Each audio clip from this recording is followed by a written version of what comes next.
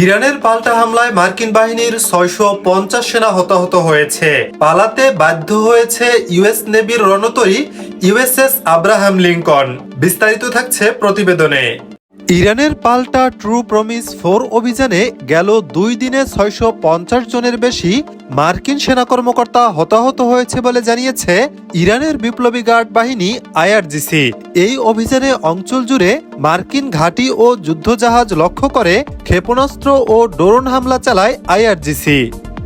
মঙ্গলবার ৩ মার্চ আইআরজিসির মুখপাত্র brigadier general অলি মোহাম্মদ নাইরি বলেন, বাহরাইনে মার্কিন নৌঘাঁটি ও সামরিক সদর দপ্তরে হামলার পর ইরানি উপকূলীয় জলসীমা থেকে বিমানবাহী রণতরী ইউএসএস আব্রাহাম লিঙ্কন পিছু হটতে বাধ্য হয়েছে। তিনি আরও দাবি করেন, পারস্য উপসাগরীয় অঞ্চলে মার্কিন সামরিক স্থাপনাগুলোতে ইরানি বাহিনী ব্যাপক ক্ষয়ক্ষতি করেছে। নাইরি আরও বলেন, যুদ্ধের প্রথম 2 দিনে ৬৫০ জন মার্কিন সেনা নিহত বা আহত হয়েছে।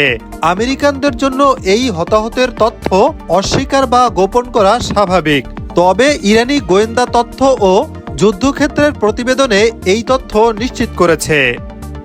আইআরজিসির মুখপাত্র জানান, ইরানি ক্ষেপণাস্ত্র ও ড্রোন বারবার বাহরাইনে মার্কিন ৫ম নৌবহরের সদর দপ্তরে আঘাত করেছে।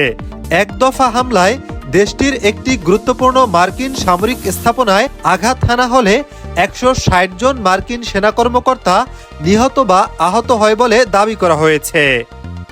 পাশাপাশি মার্কিন বাহিনীর এমএসটি কমব্যাট সাপোর্ট জাহাজটি ইরানি নৌবাহিনীর ক্ষেপণাস্ত্রের আঘাতে মারাত্মকভাবে ক্ষতিগ্রস্ত হয়েছে বলে প্রতিবেদনে উল্লেখ করা হয়।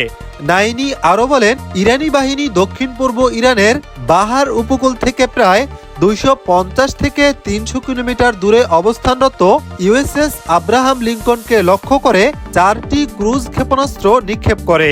এসব হামলার পর এয়ারক্রাফট ক্যারিয়ারটি দক্ষিণ পূর্ব ভারত মহাসাগরে পালিয়ে যেতে বাধ্য হয়।